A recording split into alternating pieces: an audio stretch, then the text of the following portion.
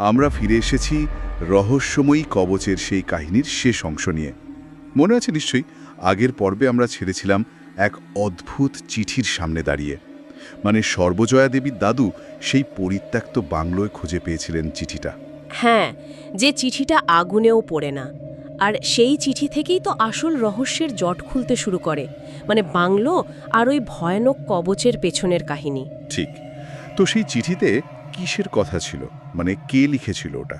চিঠিতে লেখা ছিল বাংলোর এক ধনী মালিকের কথা আর তার দুই ছেলের গল্প। বড় ছেলে মানে প্রথম পক্ষের, তার নাম ছিল বিমল, আর দ্বিতীয় পক্ষের ছেলের নাম অজয়। অজয়। এই নামটা মনে হচ্ছে গুরুত্বপূর্ণ। খুব গুরুত্বপূর্ণ, কারণ এই অজয়ের মনেই ছিল যত ঈর্ষা। মানে বাবা সবসময় বিমলের খুব প্রশংসা করতেন, তো সেটা অজয় একদমই সহ্য করতে পারত না। শুধু প্রশংসা নাকি অন্য কারণও ছিল? আগের পর্বে আমরা শুনেছিলাম নয়নতারার কথাও।